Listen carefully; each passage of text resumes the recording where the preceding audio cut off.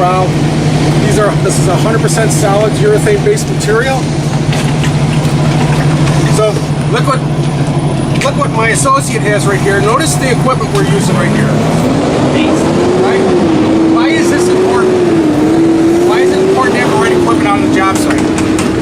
Because you're not wasting time, you're not wasting material. It's just fun. Competing with all these planes, trucks. Right? It's important to have the right equipment out on the job site, folks. And the reason for that is you don't want to lose a unit because you don't have the right equipment out there. Right? This stuff is costs money, right? And then you're wasting time, and nobody wants any of that. So make sure you have the right mixing paddle. I prefer this mixing paddle. This mixing paddle, Whitlock Brothers may or may not have one in stock, but they're also available at like Lowe's or Home Depot in the garage section. I like to use a Milwaukee drill. It's an expensive drill, but the nice thing about it is this drill is like 15 years old. It just goes on and on and on and on. We're mixing 60 pounds of aggregate. So if you try to go in there with a little Toys R Us drill, you're just gonna burn that up, man. It's not gonna work. You gotta have a heavy duty drill to make sure you mix the material properly. Low speed, high torque. So I'm gonna put my part B in first. I'm gonna put my part A in next, which is my activator.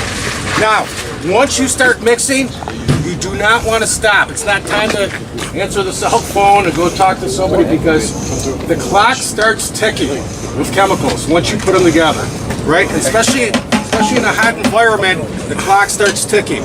So what we're going to do is go ahead.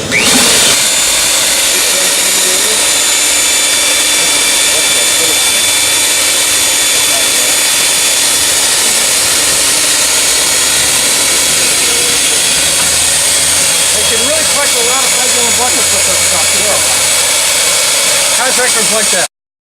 Every time on every job site, somebody always picks up the drill and starts stuff goes flying, or buckets get knocked over, right? So then you just bring it up to your block out, and when you're just going to fill it in.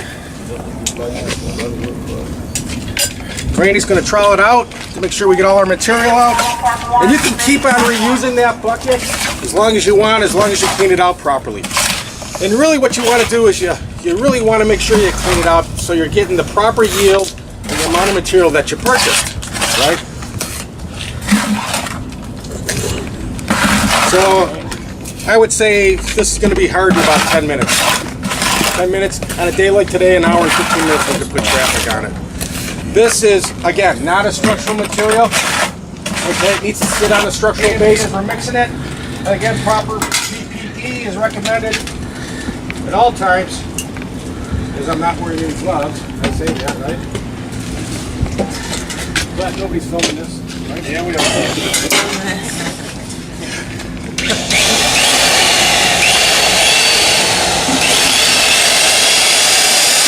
Mixing time, 25 to 30 seconds.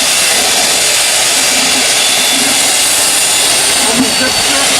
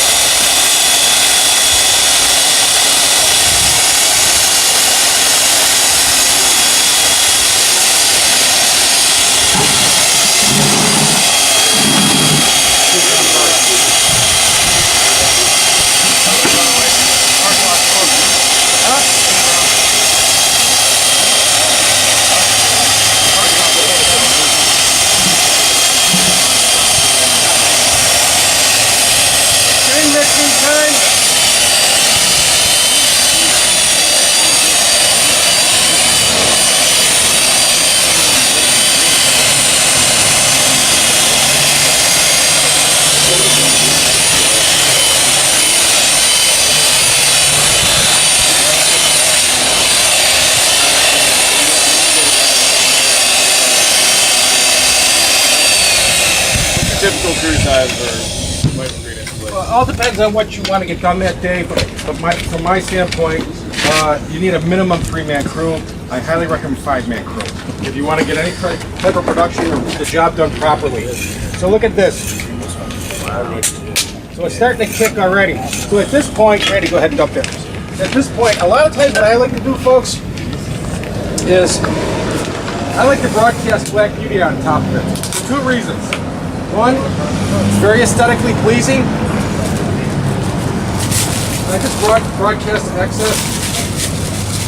I let it sit for a couple minutes and then it's still tacky, so it'll bond. When you do stain, put the Black Beauty on it from the aesthetic standpoint, makes it look really sharp and hides any of those little stop and start points.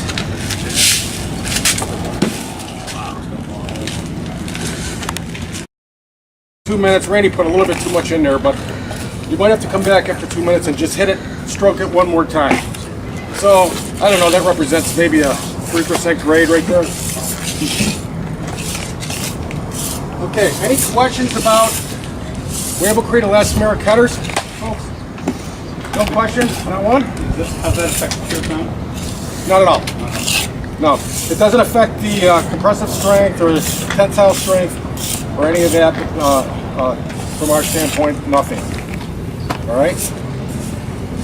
What are the minimum